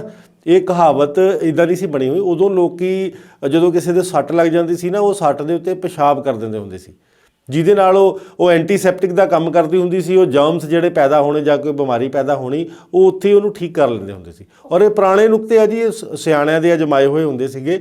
ਔਰ ਇਹ ਚੀਜ਼ਾਂ ਸਾਂਝੇ ਪਰਿਵਾਰ ਦੇ ਵਿੱਚੋਂ ਮਿਲਦੀਆਂ ਨੇ, ਔਰ ਨਿਊਕਲੀਅਰ ਪਰਿਵਾਰ ਦੇ ਵਿੱਚੋਂ ਇਹ ਚੀਜ਼ਾਂ ਨਹੀਂ ਮਿਲਦੀਆਂ। ਔਰ ਇਹ ਗੱਲ ਬਿਲਕੁਲ ਤੁਹਾਡੀ ਠੀਕ ਹੈ ਕਿ ਸਿਹਤ ਦੇ ਉੱਤੇ ਜ਼ਰੂਰ ਅਸਰ ਪੈਂਦਾ ਹੈ। ਪਹਿਲਾਂ ਅਸੀਂ ਨਿੱਕੀਆਂ ਨਿੱਕੀਆਂ ਚੀਜ਼ਾਂ ਨੂੰ ਆਪਣੇ ਸਾਂਝੇ ਪਰਿਵਾਰ ਦੇ ਵਿੱਚ ਡਿਸਕਸ ਕਰ ਲੈਂਦੇ ਹੁੰਦੇ ਸੀ ਔਰ ਉਹਦੀ ਸਮੱਸਿਆ ਦਾ ਸਾਨੂੰ ਹੱਲ ਮਿਲ ਜਾਂਦਾ ਸੀ। ਹਰਵਿੰਦਰ ਜੀ, ਆਪਾਂ ਰਿਸ਼ਤਿਆਂ ਦੀ ਗੱਲ ਕਰੀਏ, ਜਿਹੜੇ ਵਿਆਹ ਆ ਪਹਿਲਾਂ ਨਾ ਮਤਲਬ ਬਹੁਤ ਸ਼ਗਨ ਕੀਤੇ ਜਾਂਦੇ ਸੀਗੇ। 15 ਦਿਨ ਪਹਿਲਾਂ ਲੋਕੀ ਤਿਆਰੀਆਂ ਸ਼ੁਰੂ ਕਰ ਦਿੰਦੇ ਸੀ, ਮੰਜੇ ਬਿਸਤਰੇ ਇਕੱਠੇ ਕਰਨੇ, ਫਿਰ ਗੌਣ ਹੈ ਨਾ, ਗੌਣ ਹੋਣਾ ਹੈਗਾ ਆ। ਫਿਰ ਉਸ ਤੋਂ ਇਲਾਵਾ ਗਾਨੇ ਬੰਨੇ ਜਾਣੇ ਆ, ਜਾਗੋ ਕੱਢੀ ਜਾਣੀ ਆ, ਫਿਰ ਜਾ ਕੇ ਕਿਤੇ ਵਿਆਹ ਵਾਲਾ ਦਿਨ ਆਉਂਦਾ ਸੀਗਾ, ਅਖੰਡ ਪਾਠ ਸਾਹਿਬ ਦਾ ਪਾਠ ਰੱਖਿਆ ਜਾਂਦਾ ਸੀ ਜਾਂ ਰਮਾਇਣ ਹੁੰਦੀ ਸੀ ਨਾ। ਇਸ ਤਰ੍ਹਾਂ ਦੇ ਕਾਫੀ ਜ਼ਿਆਦਾ ਪ੍ਰੋਗਰਾਮਸ ਕੀਤੇ ਜਾਂਦੇ ਸੀਗੇ। ਪਰ ਲੇਕਿਨ ਅੱਜ ਕੱਲ੍ਹ ਮੈਂ ਦੇਖਦੀ ਪਈ ਹਾਂ ਕਿ ਡੈਸਟੀਨੇਸ਼ਨ ਵੈਡਿੰਗਸ ਦੇ ਵੱਲ ਲੋਕੀ ਆਪਣਾ ਜਿਹੜਾ ਰੁਝਾਨ ਆ ਉਹ ਦਿਖਾ ਰਹੇ ਆ। ਬਾਹਰ ਜਾਂਦੇ ਆ ਕਿਤੇ 2-4 ਬੰਦੇ ਜਿਹੜੇ ਉਹਨਾਂ ਦੇ ਬਹੁਤ ਜ਼ਿਆਦਾ ਕਰੀਬ ਹੁੰਦੇ ਆ ਜਾਂ ਫੈਮਿਲੀ ਮੈਂਬਰਸ ਹੁੰਦੇ ਆ, ਪਰਿਵਾਰਿਕ ਮੈਂਬਰਾਂ ਨੂੰ ਲੈ ਕੇ ਚਲੇ ਜਾਂਦੇ, ਉੱਥੇ ਵਿਆਹ ਕਰਕੇ ਵਾਪਸ ਆ ਕੇ ਘਰ ਬਸ ਛੋਟੀ ਜਿਹੀ ਪਾਰਟੀ ਦੇ ਦਿੰਦੇ ਆ। ਤਾਂ ਕਿਤੇ ਨਾ ਕਿਤੇ ਜਿਹੜਾ ਉਹ ਇੰਜੋਇਮੈਂਟ ਸੀਗਾ ਹੈ ਨਾ, ਜਿਹੜਾ ਲੋਕਾਂ ਦੇ ਵਿੱਚ ਇੰਜੋਇਮੈਂਟ ਸੀਗਾ, ਮੈਨੂੰ ਇੱਦਾਂ ਲੱਗਦਾ ਵੀ ਲੋਕਾਂ ਨੇ ਥਾਵਾਂ ਦੇ ਉੱਤੇ ਲੱਭਣਾ ਸ਼ੁਰੂ ਕਰ ਦਿੱਤਾ। ਤੁਹਾਨੂੰ ਕੀ ਲੱਗਦਾ, ਮਤਲਬ ਕਿ ਥਾਵਾਂ ਦੇ ਉੱਤੇ ਜ਼ਿਆਦਾ ਵਧੀਆ ਉਹ ਐਂਟਰਟੇਨਮੈਂਟ ਕਰ ਪਾਉਂਦੇ ਆ ਜਾਂ ਫਿਰ ਜਿਹੜੀ ਸਾਡੀ ਭਾਈਚਾਰਾ ਸੀਗਾ ਸਾਡਾ ਉਹਦੇ ਵਿੱਚ ਜਾ ਵਧੀਆ ਹੁੰਦਾ ਸੀ? ਹੁਣ ਪਰਿਵਾਰ ਹੈ ਨਹੀਂ, ਨੌਂ ਦੀ ਸੱਸ ਨਾਲ ਨਹੀਂ ਬਣਦੀ, ਸੱਸ ਦੀ ਨੌਂ ਨਾਲ ਨਹੀਂ ਬਣਦੀ, ਠੀਕ ਹੈ, ਤੇ ਉਹ ਪਰਿਵਾਰ ਅਲੱਗ ਹੋ ਗਿਆ ਜੀ, ਮੈਂ ਅਲੱਗ ਹੋਣਾ, ਚਾਰੇ ਭਰਾ ਅਲੱਗ ਹੋ ਗਏ, ਠੀਕ ਹੈ, ਮਾਂ ਪਿਓ ਇਕੱਲੇ ਰਹਿ ਗਏ। ਤੇ ਉਹਨਾਂ ਨੂੰ ਤਾਂ ਫਿਰ ਓਲਡ ਏਜ ਹੋਮ 'ਚ ਹੀ ਜਾਣਾ ਪੈਣਾ ਸੀਗਾ ਨਾ, ਬਿਰਧ ਆਸ਼ਰਮ 'ਚ ਹੀ ਜਾਣਾ ਪੈਣਾ ਸੀ। ਤੇ ਉਸ ਤੋਂ ਬਾਅਦ ਵਿੱਚ ਜਿਹੜੀ ਹੋਰ ਚੀਜ਼ ਹੋ ਗਈ ਕਿ ਜਿਹੜੇ ਪਰਿਵਾਰ ਇਕੱਲੇ ਬੈਠੇ ਸੀਗੇ, ਹੁਣ ਉਹਨਾਂ ਨੂੰ ਗਾਈਡ ਕਰਨ ਵਾਲਾ ਨਹੀਂ ਕੋਈ ਮਿਲਿਆ ਕਿ ਫਲਾਨੀ ਬਿਮਾਰੀ ਦੇ ਵਿੱਚ ਤੁਸੀਂ ਉਹਨੂੰ ਕਿੱਦਾਂ ਠੀਕ ਕਰਨਾ। ਉਹ ਫਿਰ ਡਾਕਟਰਾਂ ਵੱਲ ਹੋ ਤੁਰੇ ਹੈ ਨਾ। ਔਰ ਉਸ ਚੀਜ਼ ਦੇ ਨਾਲ ਉਹ ਚੀਜ਼ਾਂ ਵਧੀਆ ਜਿਹੜੀਆਂ ਉਹ ਜ਼ਿਆਦਾ ਉਹਨਾਂ ਦੇ ਵਿੱਚ ਬੜੋਤਰੀ ਹੋਈ। ਦੇਸੀ ਨੁਸਖੇ ਨਾਲੋਂ ਹੁਣ ਤਾਂ ਨਿੱਕੀ ਜਿਹੀ ਗੱਲ ਹੁੰਦੀ ਹੈ, ਸਿਰ ਦੁਖਦਾ ਤੇ ਚਲੋ ਗੋਲੀ ਖਾ ਲਓ, ਢਿੱਡ ਦੁਖਦਾ ਚਲੋ ਗੋਲੀ ਖਾ ਲਓ, ਲੱਤ ਦੁਖਦੀ ਹੈ ਗੋਲੀ ਖਾ ਲਓ। ਉਹਦੇ ਨਾਲ ਸਿਹਤ ਦੇ ਵਿੱਚ ਨਿਘਾਰ ਵੀ ਆਇਆ ਔਰ ਸਿਹਤ ਡਾਊਨ ਵੀ ਹੋਈ। ਔਰ ਇਹ ਸਾਂਝੇ ਪਰਿਵਾਰ ਦੇ ਵਿੱਚ ਇਹ ਚੀਜ਼ਾਂ ਬਹੁਤ ਘੱਟ ਹੁੰਦੀਆਂ ਸੀ। ਇੱਕ ਚੀਜ਼ ਨਾ ਹੋਰ ਵੀ ਬਹੁਤ ਵੱਧਦੀ ਪਈ ਆ। ਪਹਿਲਾਂ ਮਤਲਬ ਕਿ ਜਦੋਂ ਨਾਨਕੀ ਸ਼ੱਕ ਆਉਂਦੀ ਸੀਗੀ ਨਾ, ਲੋਕੀ ਇੱਕ ਦੂਸਰੇ ਨੂੰ ਗਾਲਾਂ ਦੇ ਕੇ ਮਤਲਬ ਗੀਤ ਗਾਉਂਦੇ ਹੁੰਦੇ ਸੀ, ਕਿਤੇ ਕੋਈ ਕਿਸੇ ਗੱਲ ਦਾ ਬੁਰਾ ਨਹੀਂ ਸੀ ਮੰਨਦਾ ਹੁੰਦਾ। ਅੱਜ ਕੱਲ੍ਹ ਤਾਂ ਵਿਆਹ ਸ਼ਾਦੀ ਦੇ ਵਿੱਚ ਮਾੜਾ ਜਿਹਾ ਕਿਸੇ ਨੂੰ ਕੋਈ ਕੁਛ ਕਹਿ ਦਿਓ, ਵਿਆਹ ਸ਼ਾਦੀ ਨਾ ਵੀ ਹੋਵੇ ਉੱਦਾਂ ਵੀ ਕੋਈ ਕਿਸੇ ਨੂੰ ਕੁਛ ਮਾੜਾ ਜਿਹਾ ਕਹਿ ਦਿਓ ਤਾਂ ਲੋਕੀ ਬਹੁਤ ਛੇਤੀ ਹਾਈਪਰ ਹੋ ਜਾਂਦੇ ਆ। ਇਹਦੇ ਕੀ ਕਾਰਨ ਲੱਗਦੇ? ਮੈਂ ਉਹੀ ਤੁਹਾਨੂੰ ਗੱਲ ਕਹਿਣੀ ਚਾਹੁੰਦਾ ਸੀਗਾ ਕਿ ਜਿਹੜੇ ਸਾਡੇ ਸਾਂਝੇ ਪਰਿਵਾਰ ਹੁੰਦੇ ਸੀਗੇ, ਜਿੱਥੇ ਅਸੀਂ ਸਾਰੇ ਇਕੱਠੇ ਰਹਿੰਦੇ ਹੁੰਦੇ ਸੀ, ਸਾਡੇ ਚਾਚੇ ਤਾਏ ਜਿਹੜੇ ਸੀ ਉਹ ਇਕੱਠੇ ਰਹਿੰਦੇ ਹੁੰਦੇ ਸੀਗੇ, ਠੀਕ ਹੈ। ਤੇ ਉਸ ਤੋਂ ਬਾਅਦ ਉਹ ਮੇਰੇ ਆਪਣੇ ਪਰਿਵਾਰ ਦੇ ਵਿੱਚ ਚਾਚੇ ਤਾਏ ਇਕੱਠੇ ਨਹੀਂ ਸੀ ਰਹਿੰਦੇ ਹੁੰਦੇ ਸਾਡੇ। ਈਵਨ ਕਿ ਮੇਰੇ ਫਾਦਰ ਸਾਹਿਬ ਦੇ ਜਿਹੜੇ ਚਾਚੇ ਤਾਏ ਸੀਗੇ ਉਹ ਵੀ ਜਿਹੜੇ ਹੁੰਦੇ ਸੀ ਉਹ ਇਕੱਠੇ ਰਹਿੰਦੇ ਹੁੰਦੇ ਸੀ। ਇੱਕੋ ਲਾਈਨ ਦੇ ਵਿੱਚ 10-10 20-20 ਮੰਜੇ, ਇੱਕ ਪੱਖਾ ਉਹ ਮੰਜਿਆਂ ਨੂੰ ਕਵਰ ਕਰਦਾ ਹੁੰਦਾ ਸੀਗਾ, ਠੀਕ ਹੈ। ਬੱਚਿਆਂ ਦੇ ਮੰਜੇ ਅਲੱਗ ਲੱਗਦੇ ਸੀ, ਬੀਬੀਆਂ ਦੇ ਮੰਜੇ ਅਲੱਗ ਲੱਗਦੇ ਸੀ, ਬਜ਼ੁਰਗਾਂ ਦੇ ਮੰਜੇ ਜਿਹੜੇ ਸੀ ਉਹ ਅਲੱਗ ਲੱਗਦੇ ਸੀ। 20-20 25-25 ਮੰਜੇ, ਔਰ ਰੋਟੀ ਇੱਦਾਂ ਪੱਕਦੀ ਹੁੰਦੀ ਸੀ ਜਿੱਦਾਂ ਗੁਰਦੁਆਰੇ 'ਚ ਲੰਗਰ ਪੱਕਦਾ ਹੁੰਦਾ ਹੈ ਨਾ। ਇਹ ਚੀਜ਼ਾਂ ਉਹ ਸਾਂਝੇ ਪਰਿਵਾਰ 'ਚ ਚੱਲਦੀਆਂ ਹੁੰਦੀਆਂ ਸੀ। ਉਦੋਂ ਪੁਰਾਣੇ ਸਮੇਂ ਦੇ ਵਿੱਚ ਜਦੋਂ ਬਰਾਤ ਨੇ ਆਉਣਾ ਤਾਂ ਉਹ ਬਰਾਤ ਜਿਹੜੀ ਹੁੰਦੀ ਸੀ ਉਹਦਾ ਸਵਾਗਤ ਪੂਰਾ ਪਿੰਡ ਕਰਦਾ ਹੁੰਦਾ ਸੀ, ਠੀਕ ਹੈ। ਔਰ ਪਿੰਡ ਸਾਂਝੇ ਤੌਰ ਦੇ ਉੱਤੇ ਕਰਦਾ ਹੁੰਦਾ ਸੀ। 3-3 4-4 ਦਿਨ ਬਰਾਤਾਂ ਉੱਥੇ ਰੁਕਦੀਆਂ ਹੁੰਦੀਆਂ ਸੀ। ਔਰ ਬਰਾਤ ਦੀ ਸੇਵਾ ਕਰਨਾ ਪਰਿਵਾਰ ਵੱਲੋਂ ਔਰ ਪਿੰਡ ਵੱਲੋਂ ਜਿਹੜਾ ਸੀਗਾ ਉਹ ਆਪਣਾ ਧਰਮ ਸਮਝਿਆ ਜਾਂਦਾ ਸੀ। ਰਿਸ਼ਤੇ ਬਹੁਤ ਗੂੜ੍ਹੇ ਸੀਗੇ, ਉਹ ਲੋਕ ਰਿਸ਼ਤਿਆਂ ਦੀ ਅਹਿਮੀਅਤ ਨੂੰ ਸਮਝਦੇ ਸੀ। ਲੇਕਿਨ ਜਿੱਦਾਂ ਤੁਹਾਨੂੰ ਮੈਂ ਦੱਸਿਆ ਕਿ ਪਰਿਵਾਰ ਨਿਊਕਲੀਅਰ ਹੋ ਗਿਆ, ਪਰਿਵਾਰ ਅਲੱਗ ਹੋ ਗਏ, ਟੁੱਟਣੇ ਸ਼ੁਰੂ ਹੋ ਗਏ ਔਰ ਉਹਨਾਂ ਦੇ ਵਿੱਚ ਵਾਧਾ ਹੋਣਾ ਸ਼ੁਰੂ ਹੋ ਗਿਆ। ਔਰ ਉਸ ਤੋਂ ਬਾਅਦ ਵਿੱਚ ਅਸੀਂ ਆਧੁਨਿਕ ਯੁੱਗ ਵੱਲ ਵੱਧ ਗਏ, ਕੱਚੇ ਮਕਾਨਾਂ ਤੋਂ ਅਸੀਂ ਪੱਕੇ ਮਕਾਨਾਂ ਵੱਲ ਆ ਗਏ, ਠੀਕ ਹੈ। ਪਹਿਲਾਂ ਵਿਹੜੇ ਬੜੇ ਖੁੱਲ੍ਹੇ ਹੁੰਦੇ ਸੀ, ਪਿੰਡ ਦੇ ਵਿੱਚ ਹੀ ਇੱਕ ਜੰਝ ਘਰ ਬਣਿਆ ਹੁੰਦਾ ਸੀ ਜਾਂ ਤੁਹਾਡੇ ਵਿਹੜੇ ਦੇ ਵਿੱਚ ਹੀ ਉਹ ਪੂਰੇ ਦਾ ਪੂਰਾ ਵਿਆਹ ਭੁਗਤਾ ਲਿਆ ਜਾਂਦਾ ਸੀ, ਠੀਕ ਹੈ। ਹੁਣ ਉਹ 4 ਭਰਾ ਸੀਗੇ, 4ਾਂ ਦਾ ਵਿਆਹ ਹੋਇਆ, 4 ਅਲੱਗ ਹੋਏ ਤੇ ਉਹ ਜਿਹੜੀ ਥਾਂ ਸੀ ਉਹ ਛੋਟੀ ਪੈ ਗਈ। ਛੋਟੀ ਪੈਣ ਦੇ ਨਾਲ ਫਿਰ ਉਹਨਾਂ ਦੀ ਉਹ ਜਿਹੜੀ ਵਿਆਹ ਵਾਲੇ ਪ੍ਰਬੰਧ ਸੀਗੇ ਉਹ ਇਕੱਲੇ ਪਰਿਵਾਰ ਲਈ ਕਰਨੇ ਔਖੇ ਹੋ ਗਏ। ਫਿਰ ਉਹ ਹੌਲੀ ਉਹ ਜਿਹੜਾ ਸੀਗਾ ਉਹ ਸੈਪਰੇਟ ਹੋਏ, ਫਿਰ ਉਹ ਪੈਲਸਾਂ ਵੱਲ ਵੱਧ ਗਏ। ਅੱਜ ਕੱਲ੍ਹ ਡੈਸਟੀਨੇਸ਼ਨ ਦਾ ਬੜਾ ਟਰੈਂਡ ਚੱਲਦਾ। ਵਿਸ਼ਾਨੀ ਜੀ, ਇੱਕ ਹੋਰ ਬੜਾ ਟਰੈਂਡ ਚੱਲਦਾ ਜਿਹੜਾ ਪ੍ਰੀ ਵੈਡਿੰਗ ਸ਼ੂਟ ਕਰ, ਉਹ ਟਰਡੀਸ਼ਨਲ ਲੋਕੀ ਜ਼ਿਆਦਾ ਲਾਈਕ ਕਰਦੇ ਆ ਵੈਸਟਰਨ ਦੇ ਨਾਲੋਂ, ਪੁਰਾਣੀਆਂ ਚੀਜ਼ਾਂ ਵੱਲ ਜ਼ਿਆਦਾ ਉਹ ਕਰਦੇ ਆ। ਔਰ ਕਿਤੇ ਨਾ ਕਿਤੇ ਜਿੱਦਾਂ ਆਪਾਂ ਮੰਨਦੇ ਆ ਵੀ ਸਾਡੀਆਂ ਅਸੀਂ ਆਪਣੀਆਂ ਜੜ੍ਹਾਂ ਨਾਲ ਵਾਪਸ ਜੁੜਨਾ ਚਾਹੁੰਦੇ ਆ ਹੈ ਨਾ, ਉਹ ਜੜ੍ਹਾਂ ਜਿਹੜੀਆਂ ਉਹ ਸਾਨੂੰ ਛੱਡ ਨਹੀਂ ਪਾਉਂਦੀਆਂ। ਇਸ ਕਰਕੇ ਅਸੀਂ ਡੈਸਟੀਨੇਸ਼ਨ ਵੈਡਿੰਗ ਵੱਲ ਜਿਹੜੇ ਹੈਗੇ ਆ ਉਹ ਵੱਧ ਰਹੇ ਆ। ਪਰ ਜਿਹੜਾ ਨਿੱਘ, ਜਿਹੜਾ ਸੁੱਖ, ਜਿਹੜਾ ਆਨੰਦ ਤੁਹਾਨੂੰ ਇੱਕ ਸਾਂਝੇ ਪਰਿਵਾਰ ਦੇ ਵਿੱਚ ਕੀਤੇ ਹੋਏ ਕਾਰਿਕ੍ਰਮ ਦੇ ਨਾਲ, ਪ੍ਰੋਗਰਾਮ ਦੇ ਨਾਲ ਮਿਲਦਾ ਸੀ ਨਾ, ਉਹ ਡੈਸਟੀਨੇਸ਼ਨ ਵੈਡਿੰਗਾਂ ਦੇ ਵਿੱਚੋਂ ਜਾਂ ਅਸੀਂ ਜਿਹੜੀਆਂ pre wedding shoot traditional destination ਦੇ ਉੱਤੇ ਕਰਦੇ ਆ ਉਹਨਾਂ ਵਿੱਚ ਨਹੀਂ ਲੱਭ ਸਕਦਾ। ਤਸਵੀਰਾਂ ਵਿੱਚੋਂ ਤੁਸੀਂ ਨਿੱਘ ਨਹੀਂ ਲੈ ਸਕਦੇ ਹੈਗੇ। ਇਹ ਰਿਐਲਿਟੀ ਹੈ, ਸੱਚਾਈ ਹੈ। ਰਿਸ਼ਤਿਆਂ ਦੇ ਵਿੱਚ ਫਿੱਕ ਪੈਂਦੀ ਜਾ ਰਹੀ ਆ ਤੇ ਜਿਹੜੇ ਨਿਊਕਲੀਅਰ ਫੈਮਲੀਜ਼ ਹੋ ਰਹੀਆਂ ਆ ਉਹ ਰਿਸ਼ਤਿਆਂ ਤੋਂ ਬਹੁਤ ਟੁੱਟ ਚੁੱਕੇ ਆ। ਇੱਥੇ ਆਪਾਂ ਗੱਲ ਕਰਦੇ ਪਏ ਸੀਗੇ ਸਹਿਣ ਸ਼ਕਤੀ ਦੀ। ਜਿਹੜੀ ਸਹਿਣ ਸ਼ਕਤੀ ਆ ਉਹ ਬਹੁਤ ਜ਼ਿਆਦਾ ਘਟ ਗਈ ਆ ਅੱਜ ਕੱਲ੍ਹ ਹਰ ਇਨਸਾਨ ਦੇ ਵਿੱਚ, ਚਾਹੇ ਮੁੰਡਾ ਆ ਚਾਹੇ ਕੁੜੀ ਆ। ਜੇ ਆਪਾਂ ਸਹਿਣ ਸ਼ਕਤੀ ਦੀ ਗੱਲ ਕਰੀਏ, ਅੱਜ ਕੱਲ੍ਹ ਨਾ ਡਾਈਵੋਰਸ ਕੇਸਿਸ ਵੀ ਬਹੁਤ ਵੱਧਦੇ ਆ ਹਰਵਿੰਦਰ ਜੀ। ਡਾਈਵੋਰਸ ਕੇਸਿਸ ਦਾ ਵੀ ਕਾਰਨ ਕਿਤੇ ਨਾ ਕਿਤੇ ਸਹਿਣ ਸ਼ਕਤੀ ਹੀ ਆ। ਵਿਸ਼ਾਨੀ ਜੀ, ਮੈਂ ਤੁਹਾਨੂੰ ਉਹੀ ਗੱਲ ਕਹਿ ਰਿਹਾ, ਕਾਰਨ ਕੁਛ ਨਹੀਂ ਹੈਗਾ। ਅਸਲ ਦੇ ਵਿੱਚ ਸਾਡੇ ਅੰਦਰ ਸਹਿਣ ਸ਼ਕਤੀ ਘੱਟ ਹੈ। ਪਹਿਲੇ ਸਮੇਂ ਦੇ ਵਿੱਚ ਬਜ਼ੁਰਗਾਂ ਦੇ ਵਿੱਚ ਸਹਿਣ ਸ਼ਕਤੀ ਬਹੁਤ ਜ਼ਿਆਦਾ ਸੀ। ਸਹਿਣ ਸ਼ਕਤੀ ਵਧਾਉਣ ਲਈ ਤੁਹਾਡੇ ਕੋਲ ਇੱਕ ਸਾਂਝੇ ਪਰਿਵਾਰ ਦਾ ਹੋਣਾ ਬਹੁਤ ਜ਼ਰੂਰੀ ਹੈ। ਇੱਕ ਇਕੱਲਾ ਬੰਦਾ ਦੁਖੀ ਹੁੰਦਾ ਹੈ ਔਰ ਇੱਕ 4 ਬੰਦੇ ਹੁੰਦੇ ਆ ਨਾਲ। ਹੁਣ ਜੇ 4 ਬੰਦੇ ਨਾਲ ਦੁਖੀ ਹੋਣਗੇ, ਇਕੱਲਾ ਬੰਦਾ ਆਪਣਾ ਦੁੱਖ 4 ਬੰਦਿਆਂ ਨੂੰ ਦੱਸ ਕੇ ਉਹਨੂੰ ਵੰਡ ਦਿੰਦਾ ਆ ਔਰ 4 ਬੰਦੇ ਉਹਨੂੰ ਹੌਸਲਾ ਦੇ ਕੇ ਉਹਨੂੰ ਉਸ ਦੁੱਖ ਤੋਂ ਚੱਕ ਲੈਂਦੇ ਆ। ਔਰ ਇੱਕ ਇਕੱਲੇ ਬੰਦੇ ਦਾ ਰਹਿਣਾ ਔਰ ਜਿਹੜਾ ਉਹ ਇਕੱਲਾਪਨ, ਜਿਹੜਾ ਨਿਊਕਲੀਅਰ ਸਿਸਟਮ ਜਿਹੜਾ ਚੱਲਿਆ ਸੀ, ਉਹਦੇ ਨਾਲ ਅਸੀਂ ਇਕੱਲੇ ਰਹਿਣਾ ਸ਼ੁਰੂ ਹੋ ਗਏ। ਇਕੱਲੇ ਰਹਿਣ ਦੇ ਨਾਲ ਸਾਡੇ ਅੰਦਰ ਜਿਹੜੀ ਸਹਿਣ ਸ਼ਕਤੀ ਜਿਹੜੀ ਸੀਗੀ ਉਹ ਘਟ ਗਈ। ਮੈਂ ਗੱਲ ਉਹੀ ਕਰ ਰਿਹਾ ਸੀਗਾ ਕਿ ਪੁਰਾਣੇ ਸਮੇਂ ਦੇ ਵਿੱਚ ਰਿਸ਼ਤਿਆਂ ਨੂੰ ਅਹਿਮੀਅਤ ਦਿੱਤੀ ਜਾਂਦੀ ਸੀ, ਰਿਸ਼ਤਿਆਂ ਦੀ ਕਦਰ ਕੀਤੀ ਜਾਂਦੀ ਸੀ। ਲੇਕਿਨ ਅੱਜ ਉਹ ਕਦਰ ਨਹੀਂ ਹੁੰਦੀ ਔਰ ਇਹ ਕਦਰ ਰਿਸ਼ਤਿਆਂ ਦੀ ਜਿਹੜੀ ਹੈ ਉਹ ਮਾਂ ਅੱਜ ਦੇ ਸਮੇਂ ਦੇ ਵਿੱਚ ਬਚਪਨ ਤੋਂ ਹੀ ਆਪਣੇ ਬੱਚੇ ਨੂੰ ਦੇਣਾ ਸ਼ੁਰੂ ਕਰ ਦਿੰਦੀ ਹੈ। ਬੱਚਾ 3 ਸਾਲ ਦਾ ਹੁੰਦਾ ਨਹੀਂ ਹੈ ਤੇ ਉਹਨੂੰ ਚਲੋ ਜੀ 3 ਸਾਲ ਤੋਂ ਵੀ ਪਹਿਲਾਂ ਮੇਰੇ ਹਿਸਾਬ ਨਾਲ 2 ਸਾਲ ਦੇ ਬੱਚੇ ਨੂੰ ਹੀ ਪ੍ਰੀ ਨਰਸਰੀ ਸਕੂਲ 'ਚ ਪਾ ਦਿੰਦੇ ਨੇ। ਠੀਕ ਹੈ, ਉਸ ਤੋਂ ਬਾਅਦ ਟ੍ਰੈਂਡ ਹੈ ਜੀ ਅਸੀਂ ਬੱਚੇ ਨੂੰ ਜਿਹੜਾ ਸੀਗਾ ਉਹ ਵਧੀਆ ਸਕੂਲ ਦੇ ਵਿੱਚ ਪਾਉਣਾ ਜੀ, ਹਾਈ ਕੁਆਲਿਟੀ ਦੇ ਸਕੂਲ ਦੇ ਵਿੱਚ ਪਾਉਣਾ। ਉਹ ਚੀਜ਼ਾਂ ਚੱਲੀਆਂ। ਪਹਿਲਾਂ ਬੱਚੇ ਜਿਹੜੇ ਸੀਗੇ ਉਹ 3-3 4 ਸਾਲ ਦੇ ਬੱਚੇ ਜਿਹੜੇ ਸੀਗੇ ਉਹ ਮਾਂ ਦੀ ਕੁੱਛੜ ਤੋਂ ਥੱਲੇ ਨਹੀਂ ਸੀ ਉਤਰਦੇ ਹੁੰਦੇ, ਜ਼ਬਰਦਸਤੀ ਧੱਕੇ ਨਾਲ ਸਕੂਲ ਭੇਜਦੇ ਹੁੰਦੇ ਸੀ। ਠੀਕ ਹੈ, ਸਾਡੇ ਸਮੇਂ ਦੇ ਵਿੱਚ ਵੀ ਇੱਦਾਂ ਦੇ ਮੇਰੇ ਕੋਈ ਸਾਥੀ ਹੁੰਦੇ ਸੀਗੇ ਜਿਹੜੇ ਜਿਨ੍ਹਾਂ ਨੂੰ ਚਪਲਾਂ ਨਾਲ ਕੁੱਟ ਕੇ ਸਕੂਲ ਭੇਜਣਾ ਹੁੰਦਾ ਸੀਗਾ। ਉਹਨਾਂ ਨੇ ਘਰੋਂ ਵੀ ਵਿਚਾਰਿਆਂ ਨੇ ਕੁੱਟ ਖਾਣੀ, ਉਹਨਾਂ ਨੇ ਸਕੂਲੋਂ ਵੀ ਕੁੱਟ ਖਾਣੀ, ਹੈ ਨਾ, ਕੁੱਟ ਖਾਣੀ। ਲੇਕਿਨ ਅੱਜ ਦੀ ਡੇਟ ਦੇ ਵਿੱਚ ਜੇ ਮੈਂ ਗੱਲ ਉਹਨਾਂ ਹੀ ਬੱਚਿਆਂ ਦੀ ਮੈਂ ਗੱਲ ਕਰਦਾ ਔਰ ਅੱਜ ਉਹੋ ਹੀ ਬੱਚੇ ਅੱਜ ਰਿਸ਼ਤਿਆਂ ਨੂੰ ਸਮਝ ਕੇ, ਰਿਸ਼ਤਿਆਂ ਦੀ ਅਹਿਮੀਅਤ ਨੂੰ ਸਮਝ ਕੇ ਜਿਹੜੇ ਹੈਗੇ ਉਹ ਅੱਗੇ ਚੱਲ ਰਹੇ ਹੈਗੇ ਆ। ਲੇਕਿਨ ਜੇ ਤੁਸੀਂ ਹੁਣ ਕਰੋ ਕਿ ਅੱਜ ਦੇ ਕਿਸੇ ਬੱਚੇ ਨੂੰ ਤੁਸੀਂ ਕੁੱਟ ਕੇ ਸਕੂਲੇ ਭੇਜ ਦਿਓ ਔਰ ਘਰੋਂ ਵੀ ਕੁੱਟ ਖਾਵੇ, ਸਕੂਲੋਂ ਵੀ ਕੁੱਟ ਖਾਵੇ, ਉਹ ਪੋਸੀਬਲ ਨਹੀਂ ਹੈਗਾ। ਸੈਂਸਿਟਿਵ ਹੋ ਗਏ ਅਸੀਂ ਬਹੁਤ ਜ਼ਿਆਦਾ ਨਾ, ਰਿਸ਼ਤਿਆਂ ਨੂੰ ਲੈ ਕੇ ਵੀ ਸੈਂਸਿਟਿਵ ਹੋ ਗਏ। ਉਸ ਤੋਂ ਬਾਅਦ ਵਿੱਚ ਸੋਚ ਨੂੰ ਲੈ ਕੇ ਤਾਂ ਇੰਨੇ ਜ਼ਿਆਦਾ ਸੈਂਸਿਟਿਵ ਹੋ ਗਏ ਕਿ ਕੋਈ ਮਾੜੀ ਜੀ ਵੀ ਸਾਨੂੰ ਕੋਈ ਗੱਲ ਕਹਿ ਦਿੰਦਾ ਸਾਡੇ ਕੋਲੋਂ ਬਰਦਾਸ਼ਤ ਨਹੀਂ ਹੁੰਦੀ। ਨਹੀਂ ਤੇ ਪੁਰਾਣੇ ਸਮੇਂ ਦੇ ਵਿੱਚ ਲੋਕਾਂ ਨੇ ਪਤਾ ਨਹੀਂ ਕਿੰਨੀਆਂ ਵੱਡੀਆਂ ਗੱਲਾਂ ਬਰਦਾਸ਼ਤ ਕੀਤੀਆਂ ਹੋਈਆਂ। ਤੁਸੀਂ ਸਿੱਖ ਹਿਸਟਰੀ ਫੋਲ ਕੇ ਦੇਖੋ, ਮਾਵਾਂ ਨੇ ਪੁੱਤਾਂ ਦੇ ਗਲਾਂ ਦੇ ਵਿੱਚ ਬੱਚਿਆਂ ਦੇ ਹਾਰ ਪਵਾਏ ਹੋਏ ਸੀ ਟੋਟੇ ਕਰਵਾ ਕੇ, ਔਰ ਇਹ ਕੋਈ ਛੋਟੀ ਜੀ ਗੱਲ ਨਹੀਂ ਸੀ। ਉਹਨਾਂ ਦੇ ਬੱਚਿਆਂ ਨੂੰ ਉਸੇ ਸਮੇਂ ਉੱਪਰ ਸੱਟ ਕੇ ਥੱਲੇ ਨੇਜਾ ਕਰਕੇ ਮਾਰ ਦਿੱਤਾ ਜਾਂਦਾ ਸੀਗਾ। ਇਹ ਸਹਿਣ ਸ਼ਕਤੀ ਜਿਹੜੀ ਸੀਗੀ ਉਸ ਸਮੇਂ ਬਹੁਤ ਜ਼ਿਆਦਾ ਸੀ ਲੋਕਾਂ ਦੇ ਵਿੱਚ। ਲੇਕਿਨ ਅੱਜ ਜੇ ਆਪਾਂ ਗੱਲ ਕਰੀਏ, ਮਾੜੀ ਜੀ ਬੱਚੇ ਦੇ ਠੋਕਰ ਲੱਗਦੀ ਆ ਤੇ ਮਾਂ ਦੀ ਜਾਨ ਨਿਕਲ ਜਾਂਦੀ ਆ। ਔਰ ਇਹ ਚੀਜ਼ਾਂ ਜਿਹੜੀਆਂ ਸੀਗੀਆਂ ਇਹ ਹੌਲੀ ਜਿਹੜੀ ਸਹਿਣ ਸ਼ਕਤੀ ਆ ਉਹ ਘਟੀ ਤੇ ਅਸੀਂ ਸੈਂਸਿਟਿਵ ਹੋ ਗਏ ਬਹੁਤ ਜ਼ਿਆਦਾ। ਹਰਵਿੰਦਰ ਜੀ, ਇੱਥੇ ਯਕੀਨ ਵਾਲੀ ਗੱਲ ਤੇ ਮੈਂ ਤੁਹਾਨੂੰ ਕਹਿਣਾ ਚਾਹੁੰਦੀ ਹਾਂ, ਯਕੀਨ ਕਰਨਾ ਔਖਾ ਹੋਣਾ ਵੀ ਚਾਹੀਦਾ ਆ, ਕਿਉਂਕਿ ਕਿਤੇ ਨਾ ਜਿਹੜਾ ਕੰਟਰੈਕਟ ਮੈਰਿਜਸ ਵਾਲਾ ਆ, ਡਿਵੋਰਸ ਕੇਸਿਸ ਤਾਂ ਇੱਕ ਪਾਸੇ ਰਹਿ ਜਾਂਦੇ ਆ, ਫਿਰ ਵੀ ਨਾ ਰਿਸ਼ਤਾ ਜੁੜਦਾ ਆ ਤੇ ਫਿਰ ਟੁੱਟਦਾ ਆ। ਲੋਕੀ ਕੰਟਰੈਕਟ ਮੈਰਿਜਸ ਕਰਦੇ ਪਏ ਆ ਅੱਜ ਕੱਲ੍ਹ। ਬਾਹਰ ਜਾਣ ਦੇ ਲਈ ਲੋਕੀ ਕੰਟਰੈਕਟ ਕਰ ਲੈਂਦੇ ਆ, ਠੀਕ ਆ ਭਾਈ ਇੰਨੀ ਦੇਰ ਅਸੀਂ ਤੇ ਨਾਲ ਰਵਾਂਗੇ, ਉੱਥੇ ਜਾ ਕੇ ਡਿਵੋਰਸ ਲੈ ਲਾਂਗੇ। ਉਹ ਵੀ ਚੀਜ਼ ਕਿਤੇ ਨਾ ਕਿਤੇ ਗਲਤ ਨਹੀਂ ਲੱਗਦੀ। ਇਹਨਾਂ ਚੀਜ਼ਾਂ ਦੇ ਕਰਕੇ ਵੀ ਕਿਤੇ ਨਾ ਕਿਤੇ ਲੋਕਾਂ ਦਾ ਵਿਸ਼ਵਾਸ ਉੱਠਦਾ ਪਿਆ ਆ ਕਿ ਹਾਂ ਇਸ ਤੋਂ ਬਾਅਦ ਇਹਦੇ ਨਾਲ ਵਿਆਹੀ ਜਾਊਗਾ ਜਾਂ ਵਿਆਹੀ ਜਾਊਗੀ, ਹੈ ਨਾ। ਤਾਂ ਉਹ ਫਿਰ ਸੋਚਦੇ ਆ ਨਾ ਚੀਜ਼ਾਂ ਨੂੰ ਕਿ ਹਾਂ ਨਹੀਂ ਯਾਰ ਇਹ ਤਾਂ ਪਹਿਲਾਂ ਵੀ ਮਤਲਬ ਕਿ ਮੈਰਿਡ ਆ ਲੋਕ, ਮਤਲਬ ਇੱਦਾਂ ਦੀਆਂ ਬਹੁਤ ਸਾਰੀਆਂ ਚੀਜ਼ਾਂ ਹੁੰਦੀਆਂ ਕੰਟਰੈਕਟ ਮੈਰਿਜ ਦੇ ਵਿੱਚ।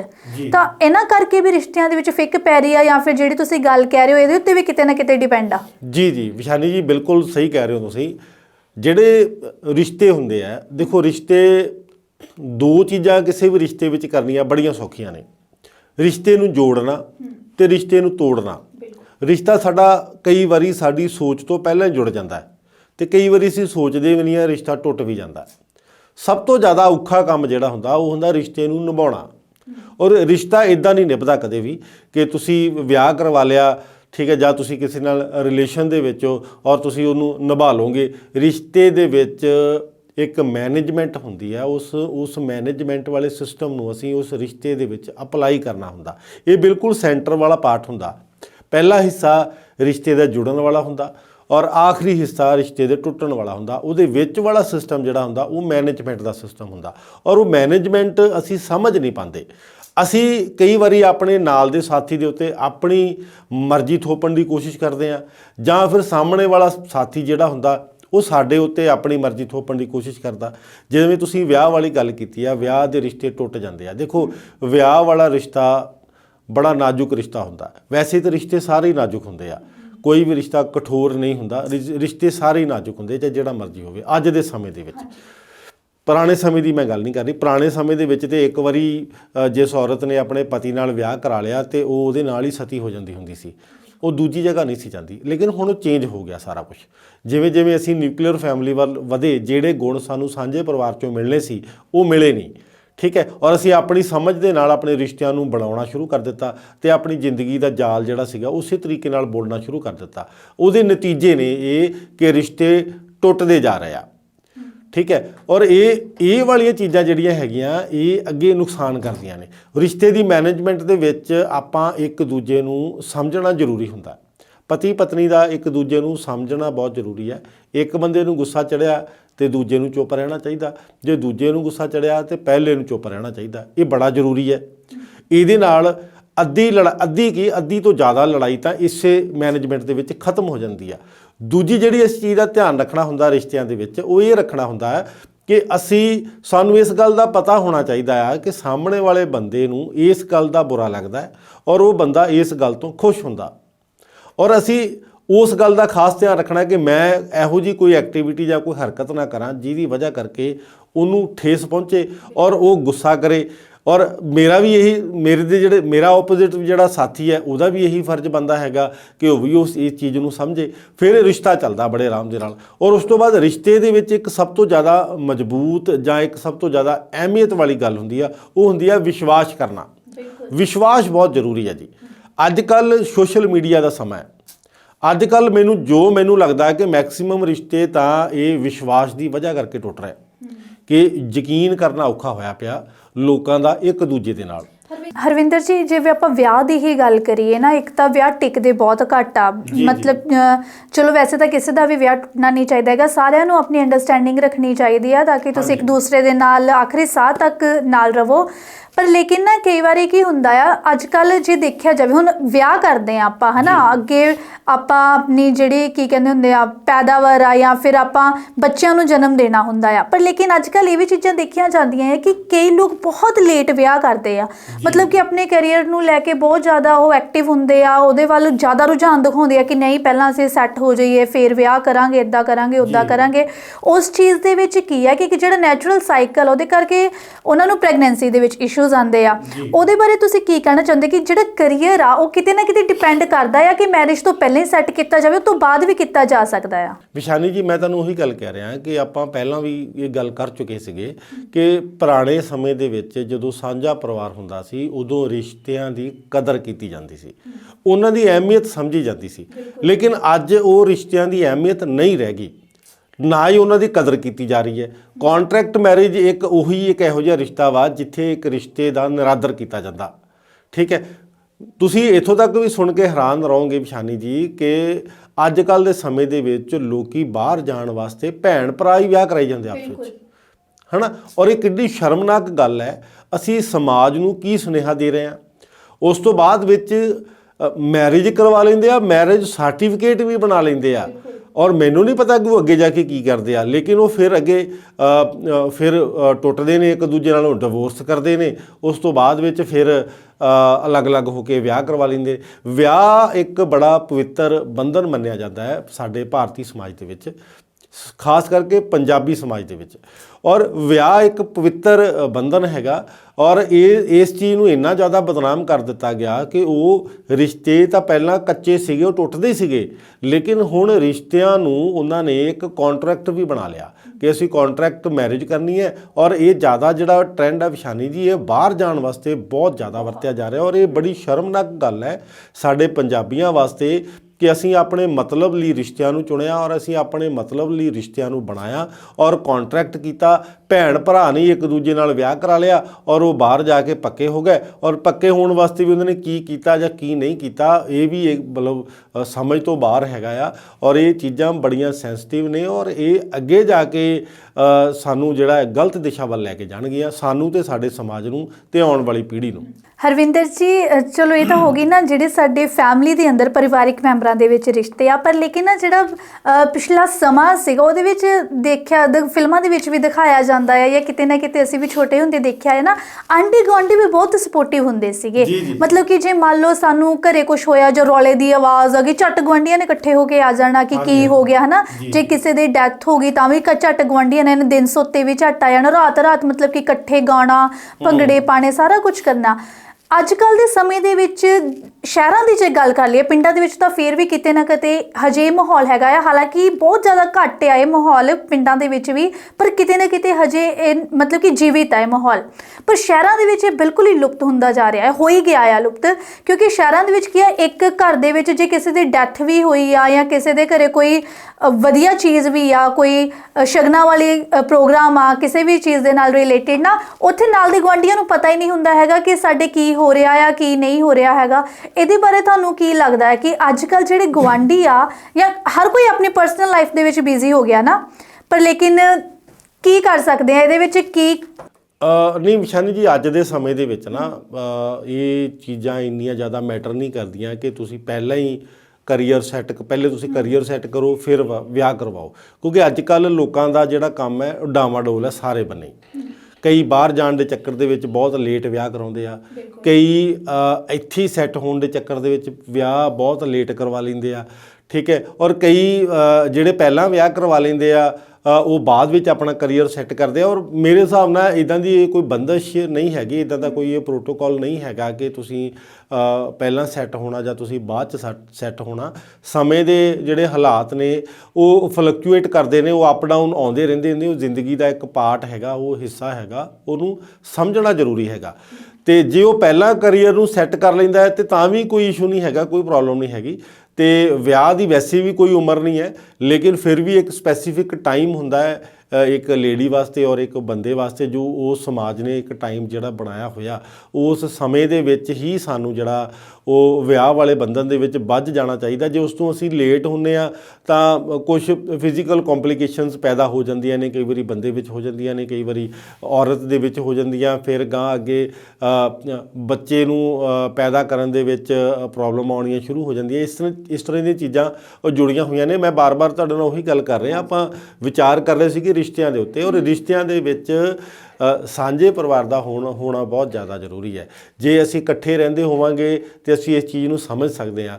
ਚਾਚੇ ਤਾਏ ਜਿਹੜੇ ਹੁੰਦੇ ਨੇ ਉਹ ਸੋਚ ਸਕਦੇ ਨੇ ਕਿ ਸਾਡਾ ਭਤੀਜਾ ਜਾਂ ਸਾਡਾ ਬੱਚਾ ਜਿਹੜਾ ਹੈਗਾ ਉਹਦਾ ਕਰੀਅਰ ਸੈੱਟ ਕਰਨਾ, ਉਹਦਾ ਵਿਆਹ ਕਰਨਾ। ਉਦੋਂ ਨੋਰਮਲ ਜਿਹੜਾ ਬੱਚਾ ਹੁੰਦਾ ਸੀ ਉਹਦੇ ਦਿਮਾਗ ਦੇ ਵਿੱਚ ਇਹ ਗੱਲ ਨਹੀਂ ਸੀ ਆਉਂਦੀ ਹੁੰਦੀ ਕਿ ਮੇਰਾ ਵਿਆਹ ਕਦੋਂ ਹੋਊ ਜਾਂ ਕਦੋਂ ਨਹੀਂ ਹੋਊਗਾ। ਉਹ ਸਾਂਝੇ ਪਰਿਵਾਰ ਦੇ ਮੈਂਬਰ ਜਿਹੜੇ ਹੁੰਦੇ ਸੀ ਉਹ ਸਾਂਝੇ ਤੌਰ ਦੇ ਉੱਤੇ ਫੈਸਲਾ ਕਰ ਲੈਂਦੇ ਹੁੰਦੇ ਸੀ ਔਰ ਸਾਂਝਾ ਪਰਿਵਾਰ ਹੀ ਉਹਨੂੰ ਅੱਗੇ ਲੈ ਕੇ ਜਾਂਦਾ ਸੀ। ਪਰਿਵਾਰ ਨਿਊਕਲੀਅਰ ਹੋਣ ਦੇ ਨਾਲ ਇਹ ਵੀ ਇੱਕ ਉਹਨਾਂ ਦੇ ਉੱਤੇ ਬੋਝ ਪਿਆ ਵੀ ਹੁਣ ਅੱਗੇ ਗਾਂ ਲਾਈਫ ਨੂੰ ਕਿੱਦਾਂ ਸੈੱਟ ਕਰਨਾ, ਪੀੜ੍ਹੀਆਂ ਕਿੱਦਾਂ ਚਲਾਉਣੀਆਂ, ਬੱਚੇ ਕਿੱਦਾਂ ਚਲਾਉਣੇ, ਕੰਮ ਕਿਵੇਂ ਕਰਨਾ। ਹੁਣ ਤਾਂ ਹੋਰ ਵੀ ਜ਼ਿਆਦਾ ਔਖਾ ਹੋਇਆ ਪਿਆ ਵਿਸ਼ਾਨੀ ਜੀ, ਜਿਵੇਂ ਮਾਹੌਲ ਚੱਲਦਾ ਪਿਆ ਆ, ਮਹਿੰਗਾਈ ਬਹੁਤ ਜ਼ਿਆਦਾ ਵੱਧ ਰਹੀ ਹੈ, ਕਰੀਅਰ ਨੂੰ ਸੈੱਟ ਕਰਨ ਦੀਆਂ ਆਪਸ਼ਨਸ ਬਹੁਤ ਘੱਟ ਨੇ, ਲੋਕ ਬਾਹਰ ਜਾ ਰਹੇ ਨੇ, ਉੱਥੇ ਜਾ ਕੇ ਦਿਹਾੜੀਆਂ ਕਰਦੇ ਨੇ, ਕੰਮ ਕਰਦੇ ਨੇ, ਕੁਝ ਸੈੱਟ ਹੋ ਜਾਂਦੇ ਨੇ, ਕੁਝ ਫੇਲ ਹੋ ਜਾਂਦੇ ਨੇ, ਠੀਕ ਹੈ। ਕੁਛ ਨਸ਼ਿਆਂ ਦੇ ਵਿੱਚ ਵੜੇ ਹੋਏ ਆ, ਇਕੱਲੇ ਮੁੰਡੇ ਨਹੀਂ ਬੜੇ ਹੋਏ, ਕੁੜੀਆਂ ਵੀ ਬੜੀਆਂ ਹੋਈਆਂ ਨੇ, ਔਰ ਬੜੀਆਂ ਕੰਪਲਿਕੇਸ਼ਨਸ, ਡਿਸਟਰੈਕਸ਼ਨਸ ਜਿਹੜੀਆਂ ਸਮਾਜ ਦੇ ਵਿੱਚ ਉਹ ਬਹੁਤ ਜ਼ਿਆਦਾ ਫੈਲ ਚੁੱਕੀਆਂ ਨੇ। ਹੁਣ ਤਾਂ ਉਹ ਪ੍ਰੋਬਲਮ ਸੋਲਵ ਕਰਨੀ ਜਿਹੜੀ ਆ ਉਹ ਹੋਰ ਵੀ ਔਖੀ ਹੋਈ ਪਈ ਹੈ। ਹਰਵਿੰਦਰ ਜੀ, ਇਹ ਤਾਂ ਹੋ ਗਈ ਪਰਿਵਾਰਿਕ ਮੈਂਬਰਾਂ ਵਾਲੇ ਰਿਸ਼ਤਿਆਂ ਦੀ ਗੱਲ, ਪਰ ਲੇਕਿਨ ਪਿਛਲੇ ਸਮੇਂ ਦੇ ਵਿੱਚ ਫਿਲਮਾਂ ਦੇ ਵਿੱਚ ਵੀ ਦਿਖਾਇਆ ਜਾਂਦਾ ਆ ਕਿ ਜੇਕਰ ਕਿਸੇ ਦੇ ਘਰੇ ਚਾਹੇ ਸ਼ਗਨਾਂ ਦਾ ਦਿਨ ਆ, ਚਾਹੇ ਕੋਈ ਦੁਖਦਾਈ ਘਟਨਾ ਵਾਪਰ ਗਈ ਆ ਜਾਂ ਕਿਸੇ ਦੀ ਮੌਤ ਹੋ ਗਈ ਆ, ਤਾਂ ਆਂਢੀ ਗੁਆਂਢੀ ਨਾ ਝੱਟ ਆ ਜਾਂਦੇ ਹੁੰਦੇ ਸੀਗੇ। ਮਤਲਬ ਕਿ ਇੰਨਾ ਜ਼ਿਆਦਾ ਆਪਣਾਪਨ ਹੁੰਦਾ ਸੀਗਾ। ਲੋਕਾਂ ਨੇ ਮਤਲਬ ਜੇ ਕੋਈ ਗਰੀਬ ਪਰਿਵਾਰ ਤੋਂ ਵੀ ਹੈਗਾ ਆ ਤਾਂ ਉਹਦੇ ਲਈ ਕਾਫੀ ਚੀਜ਼ਾਂ ਲੈ ਕੇ ਆਣੀ, ਉਹਨੂੰ ਪੂਰਾ ਸਪੋਰਟ ਕਰਨਾ, ਹਨਾ। ਜੇ ਕੋਈ ਅਮੀਰ ਪਰਿਵਾਰ ਤੋਂ ਵੀ ਹੈਗਾ ਤਾਂ ਵੀ ਉਹਨਾਂ ਦੇ ਦੁੱਖ ਜਾਂ ਸੁੱਖ ਦੇ ਵਿੱਚ ਜਾ ਕੇ ਉਹਨਾਂ ਨੂੰ ਮਾਨਸਿਕ ਤੌਰ ਤੇ ਉੱਤੇ ਉਹਨਾਂ ਨੂੰ ਪੁਸ਼ ਕਰਦੇ ਹੁੰਦੇ ਸੀਗੇ। ਪਰ ਲੇਕਿਨ ਅੱਜ ਕੱਲ੍ਹ ਦੀ ਜੇ ਗੱਲ ਕਰੀਏ ਤਾਂ ਕੋਈ ਵੀ ਕਿਸੇ ਵੱਲ ਧਿਆਨ ਨਹੀਂ ਦਿੰਦਾ ਹੈਗਾ। ਇੱਕ ਤਾਂ ਜਿਹੜੇ ਘਰ ਆ ਹੁਣ, ਹੈ ਨਾ, ਬੇਸ਼ੱਕ ਛੋਟੇ ਘਰ, ਉਹਦੇ ਵਿੱਚ ਵੀ ਕਮਰੇ ਡਿਵਾਈਡ ਕੀਤੇ ਹੋਏ ਆ। ਨਾਲ ਦੇ ਕਮਰੇ ਦੇ ਵਿੱਚ ਜੇ ਕੋਈ ਬਿਮਾਰ ਪੈ ਗਿਆ ਅੱਧੀ ਰਾਤ ਨੂੰ, ਤਾਂ ਨਾਲ ਦੇ ਕਮਰੇ ਦੇ ਵਿੱਚ ਪਰਿਵਾਰਿਕ ਮੈਂਬਰਾਂ ਨੂੰ ਹੀ ਨਹੀਂ ਪਤਾ ਹੁੰਦਾ ਵੀ ਸਾਡੇ ਬੱਚੇ ਨੂੰ ਜਾਂ ਸਾਡਾ ਜਿਹੜਾ ਨਾਲ ਦਾ ਪਰਿਵਾਰਿਕ ਮੈਂਬਰ ਆ ਕੀ ਹੋ ਗਿਆ ਨਾ ਹੀ ਆਂਢੀਆਂ ਗੁਆਂਢੀਆਂ ਨੂੰ ਪਤਾ ਹੁੰਦਾ ਆ। ਤੁਹਾਨੂੰ ਨਹੀਂ ਲੱਗਦਾ ਇਸ ਚੀਜ਼ ਦੇ ਨਾਲ ਕਿਤੇ ਨਾ ਕਿਤੇ ਜਿਹੜੀ ਮੌਤ ਦਰ ਆ ਉਹ ਬਹੁਤ ਛੇਤੀ ਕਲੋਜ਼ ਆਉਂਦੀ ਪਈ ਆ, ਕਿਉਂਕਿ ਲੋਕੀ ਦਿਲ ਦੀਆਂ ਗੱਲਾਂ ਨਹੀਂ ਕਰ ਪਾਉਂਦੇ ਹੈਗੇ, ਜਾਂ ਟਾਈਮ ਦੇ ਉੱਤੇ ਆਪਾਂ ਕਿਸੇ ਨੂੰ ਇਮੋਸ਼ਨਲੀ, ਫਾਈਨੈਂਸ਼ੀਅਲੀ ਜਾਂ ਫਿਰ ਕਹਿ ਲਓ ਫਿਜ਼ੀਕਲੀ, ਮਤਲਬ ਕਿਸੇ ਵੀ ਤਰ੍ਹਾਂ ਦੀ ਜੇ ਕੋਈ ਦਿੱਕਤ ਉਹਨੂੰ ਸਪੋਰਟ ਨਹੀਂ ਕਰ ਪਾਉਂਦੇ ਟਾਈਮ ਦੇ ਉੱਤੇ। ਇਹ ਗੱਲ ਹੈ ਅਵਸ਼ਾਨੀ ਜੀ, ਬਿਲਕੁਲ ਸਹੀ ਕਿਹਾ ਤੁਸੀਂ। ਆਪਾਂ ਗੱਲ ਕਰਦੇ ਹਾਂ ਫਿਰ ਦੁਬਾਰਾ, ਮੈਂ ਉਸੇ ਪੁਰਾਣੇ ਸਮੇਂ ਦੇ ਵਿੱਚ ਜਾਣਾ ਕਿ ਸਾਂਝੇ ਪਰਿਵਾਰ ਦੇ ਵਿੱਚ ਇਹ ਚੀਜ਼ਾਂ ਜਿਹੜੀਆਂ ਹੁੰਦੀਆਂ ਸੀਗੀਆਂ ਸਮਝ ਲਈਆਂ ਜਾਂਦੀਆਂ ਸੀ। ਕਈ ਵਾਰੀ ਸਮੇਂ ਤੋਂ ਪਹਿਲਾਂ ਹੀ ਪਰਿਵਾਰ ਸਮਝ ਲੈਂਦਾ ਹੁੰਦਾ ਸੀ। ਜਿਹੜੇ ਵੱਡੇ ਵਡੇਰੇ ਹੁੰਦੇ ਸੀ, ਜਿਹੜੇ ਵੱਡੇ ਸਾਡੇ ਬਜ਼ੁਰਗ ਜਿਹੜੇ ਪਰਿਵਾਰਕ ਮੈਂਬਰ ਹੁੰਦੇ ਸੀ, ਜਾਂ ਜਿਹੜਾ ਘਰ ਦਾ ਮੁਖੀ ਹੁੰਦਾ ਸੀ, ਉਹ ਇਹਨਾਂ ਚੀਜ਼ਾਂ ਨੂੰ ਪਹਿਲਾਂ ਹੀ ਭਾਂਪ ਜਾਂਦਾ ਸੀਗਾ ਔਰ ਉਹਦਾ ਹੱਲ ਲੱਭ ਲੈਂਦਾ ਸੀ। ਨਿਊਕਲੀਅਰ ਹੋਣ ਦੇ ਨਾਲ ਸਾਡੇ ਉੱਤੇ ਜਿੱਥੇ ਮਾਨਸਿਕ ਬੋਝ ਪਿਆ, ਪਰਿਵਾਰ ਦੇ ਉੱਤੇ ਆਰਥਿਕ ਬੋਝ ਵੀ ਨਾਲ ਵਧਿਆ। ਪਹਿਲਾਂ ਫਾਈਨੈਂਸ਼ੀਅਲ ਸਪੋਰਟ ਇੱਕ ਘਰ ਦਾ ਮੁਖੀ ਜਿਹੜਾ ਹੁੰਦਾ ਸੀਗਾ, ਉਹ ਪੂਰੇ ਘਰ ਦੀ ਜ਼ਿੰਮੇਵਾਰੀ ਚੱਕ ਕੇ ਪੂਰੇ ਘਰ ਦੇ ਸਿਸਟਮ ਨੂੰ ਮੈਨੇਜ ਕਰ ਲੈਂਦਾ ਹੁੰਦਾ ਸੀ। ਉਹਨਾਂ ਦੀਆਂ ਲੋੜਾਂ ਨੂੰ ਸਮਝ ਲੈਂਦਾ ਹੁੰਦਾ ਸੀ। ਲੋੜਾਂ ਪੂਰੀਆਂ ਵੀ ਹੁੰਦੀਆਂ ਸੀ ਔਰ ਵਧੀਆ ਹੁੰਦੀਆਂ ਸੀ। ਲੇਕਿਨ ਜਦੋਂ ਪਰਿਵਾਰ ਨਿਊਕਲੀਅਰ ਹੋਇਆ, ਉਹ ਜ਼ਿੰਮੇਵਾਰੀ ਇੱਕ ਬੰਦੇ ਉੱਤੇ ਆ ਗਈ। ਇੱਕ ਬੰਦੇ ਦੇ ਉੱਤੇ ਆਉਣ ਦੇ ਨਾਲ ਜਿੱਥੇ ਉਹਦੇ ਉੱਪਰ ਮਾਨਸਿਕ ਬੋਝ ਵਧਿਆ, ਉਹਦੇ ਨਾਲ ਉਹਦੇ ਤੇ ਆਰਥਿਕ ਬੋਝ ਵੀ ਵਧਿਆ। ਆਰਥਿਕ ਬੋਝ ਵਧਣ ਦੇ ਕਾਰਨ ਉਹ ਰਿਸ਼ਤਿਆਂ ਤੋਂ ਤਾਂ ਟੁੱਟੇ ਹੀ ਸੀ, ਸਿਹਤ ਤੋਂ ਵੀ ਟੁੱਟੇ, ਸਮਾਜ ਤੋਂ ਵੀ ਟੁੱਟੇ। ਫਿਰ ਉਹਨਾਂ ਦੇ ਵਿੱਚ ਇੱਕ ਨਵੀਂ ਦੌੜ ਲੱਗੀ ਜਿਹਨੂੰ ਆਪਾਂ ਕਹਿੰਦੇ ਆ ਪੈਸੇ ਦੀ ਦੌੜ। ਉਹ ਬਾਜ਼ਾਰਾਂ ਦੇ ਵਿੱਚ ਭੱਜੇ, ਪੈਸੇ ਕਮਾਉਣ ਨੂੰ ਭੱਜੇ, ਪੈਸੇ ਕਮਾਏ, ਪੈਸੇ ਕਮਾ ਕੇ ਫਿਰ ਉਹਨੂੰ ਖਰਚਣ ਦੀ ਦੌੜ। ਠੀਕ ਹੈ, ਹੁਣ ਮੈਨੂੰ ਆ ਵੀ ਚਾਹੀਦਾ, ਹੁਣ ਮੈਨੂੰ ਆ ਵੀ ਚਾਹੀਦਾ, ਹੁਣ ਮੈਨੂੰ ਆ ਵੀ ਚਾਹੀਦਾ। ਉਹ ਸਾਰੇ ਸੋਰਸ ਇਕੱਠੇ ਕਰਨੇ ਸ਼ੁਰੂ ਕੀਤੇ। ਪਹਿਲਾਂ ਸਾਂਝੇ ਪਰਿਵਾਰ ਦੇ ਵਿੱਚ ਬਜ਼ੁਰਗ ਨੂੰ ਪਤਾ ਹੁੰਦਾ ਸੀ ਕਿ ਆਹ ਚੀਜ਼ਾਂ ਵੇਸਟ ਹੈਗੀਆਂ ਨੇ, ਇਹਨਾਂ ਦੀ ਕੋਈ ਹਜੇ ਸਾਨੂੰ ਇਨੀਸ਼ੀਅਲੀ ਸਟੇਜ 'ਤੇ ਸਾਨੂੰ ਇੰਨੀ ਕੋਈ ਜ਼ਿਆਦਾ ਲੋੜ ਨਹੀਂ ਕਿ ਆਪਾਂ ਇਹਨਾਂ ਨੂੰ ਲੈ ਕੇ ਆਈਏ। ਲੇਕਿਨ ਅੱਜ ਅਨਨੈਸੈਸਿਟੀ ਬਹੁਤ ਜ਼ਿਆਦਾ ਹੈ। ਉਹ ਚੀਜ਼ਾਂ ਵੀ ਸਾਡੇ ਘਰੇ ਪਈਆਂ ਨੇ ਜਿਹੜੀਆਂ ਚੀਜ਼ਾਂ ਦੀ ਸਾਨੂੰ ਵਰਤੋਂ ਦੀ ਜ਼ਰੂਰਤ ਵੀ ਨਹੀਂ ਪੈਂਦੀ, ਜਾਂ ਉਹਨਾਂ ਦੀ ਕੋਈ ਇੰਨੀ ਜ਼ਿਆਦਾ ਲੋੜ ਵੀ ਨਹੀਂ ਹੁੰਦੀ। ਠੀਕ ਹੈ, ਔਰ ਇਹ ਚੀਜ਼ਾਂ ਜਿਹੜੀਆਂ ਪੈਸੇ ਦੀ ਦੌੜ ਨੇ, ਇਹ ਰਿਸ਼ਤਿਆਂ ਨੂੰ ਜਿੱਥੇ ਖ਼ਤਮ ਕੀਤਾ, ਉੱਥੇ ਮਾਨਸਿਕ ਸੰਤੁਲਨ ਵੀ ਖਰਾਬ ਹੋਇਆ। ਅਤੇ ਬਾਕੀ ਚੀਜ਼ਾਂ ਜਿਹੜੀਆਂ ਸੀਗੀਆਂ, ਹੁਣ ਜਦੋਂ ਅਸੀਂ ਘਰੇ ਹੀ ਨਹੀਂ ਬੈਠੇ ਤਾਂ ਫਿਰ ਆਂਢ ਗੁਆਂਢ ਨੂੰ ਵੀ ਸਾਡੀ ਕਾਹਦੀ ਖਬਰ ਹੋਣੀ। ਇਹ ਵੀ ਗੱਲ ਤੁਹਾਡੀ ਬਿਲਕੁਲ ਸਹੀ ਹੈਗੀ ਆ ਕਿ ਪਹਿਲਾਂ ਆਂਢ ਗੁਆਂਢ ਸਮਝਿਆ ਜਾਂਦਾ ਸੀ, ਲੇਕਿਨ ਜਿਹੜਾ ਆਂਢ ਗੁਆਂਢ ਵਾਲਾ ਕਲਚਰ ਸੀਗਾ ਵਿਸ਼ਾਨੀ ਜੀ, ਉਹ ਪਿੰਡ ਦੇ ਵਿੱਚ ਜ਼ਿਆਦਾ ਸੀ ਔਰ ਉਹ ਅੱਜ ਵੀ ਹੈਗਾ। ਮੈਨੂੰ ਸ਼ਹਿਰ ਦੇ ਵਿੱਚ ਵਸੇ ਨੂੰ 30 ਸਾਲ ਤੋਂ ਜ਼ਿਆਦਾ ਸਮਾਂ ਹੋ ਗਿਆ। ਅਸੀਂ ਪਿੰਡ ਵਿੱਚੋਂ ਉੱਠ ਕੇ ਆਏ ਸੀ ਔਰ ਮੈਂ ਆਪਣੇ ਪਿੰਡ ਦੀ ਸੱਥ, ਆਂਢ ਗੁਆਂਢ, ਆਪਣੇ ਪਿੰਡ ਦਾ ਮੁਹੱਲਾ, ਆਪਣੇ ਪਿੰਡ ਦੀਆਂ ਗਲੀਆਂ, ਆਪਣੇ ਪਿੰਡ ਦਾ ਸਕੂਲ, ਗਰਾਊਂਡ, ਇੱਕ ਇੱਕ ਚੀਜ਼ ਅੱਜ ਵੀ ਜਿਹੜੀ ਹੈਗੀ ਆ ਉਹ ਯਾਦ ਕਰਦਾ ਔਰ ਜ਼ਿਹਨ 'ਚ ਹੁੰਦੀ ਹੈ ਔਰ ਸੁਪਨੇ ਵੀ ਮੈਨੂੰ ਉਸੇ ਚੀਜ਼ ਦੇ ਆਉਂਦੇ ਆ।